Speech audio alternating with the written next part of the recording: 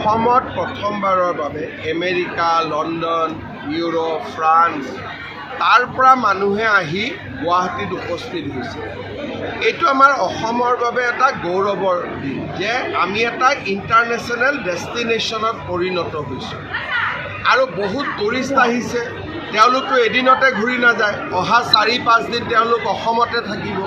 সেইকাৰণে মই ভাবোঁ যে এই গোটেইবোৰ কাম আমি যি কৰি আছোঁ সকলোৰে এটা পজিটিভ ৰিজাল্ট আছে, পজিটিভ ইম্পেক্ট হ'ব অসমত। কালি সুন্দৰ কৰি অনুষ্ঠানটো হৈ গ'ল, যদিও মই চাব যোৱা নাই, মই দেখিছোঁ খুব ধুনীয়াকৈ হৈ গ'ল।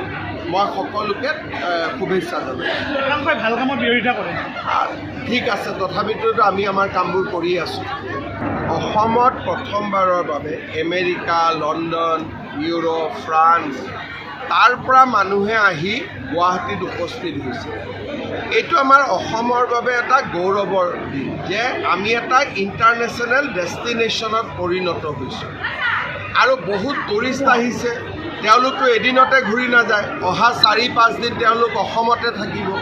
সেইকাৰণে মই ভাবোঁ যে এই গোটেইবোৰ কাম আমি যি কৰি আছোঁ সকলোৰে এটা পজিটিভ ৰিজাল্ট আছে, পজিটিভ ইম্পেক্ট হ'ব অসমত।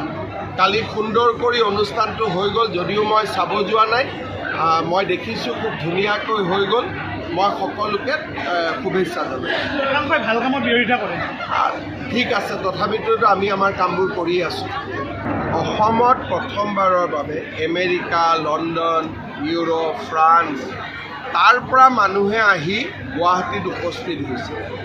এইটো আমাৰ অসমৰ বাবে এটা গৌৰৱৰ দিন যে আমি এটা ইণ্টাৰনেশ্যনেল ডেষ্টিনেশ্যনত পৰিণত হৈছোঁ আৰু বহুত টুৰিষ্ট আহিছে।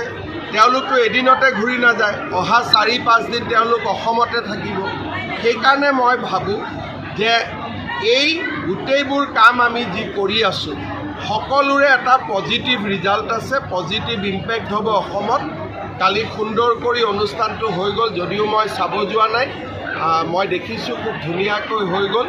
মই সকলোকে শুভেচ্ছা জনাইছোঁ। ভাল কামৰ বিৰোধিতা কৰে। ঠিক আছে, তথাপিতো আমি আমাৰ কামবোৰ কৰি আছোঁ।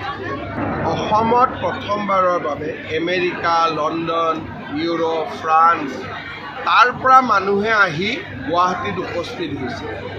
এইটো আমাৰ অসমৰ বাবে এটা গৌৰৱৰ দিন যে আমি এটা ইণ্টাৰনেশ্যনেল ডেষ্টিনেশ্যনত পৰিণত হৈছোঁ আৰু বহুত টুৰিষ্ট আহিছে।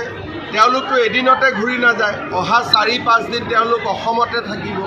সেইকাৰণে মই ভাবোঁ যে এই গোটেইবোৰ কাম আমি যি কৰি আছোঁ সকলোৰে এটা পজিটিভ ৰিজাল্ট আছে, পজিটিভ ইম্পেক্ট হ'ব অসমত।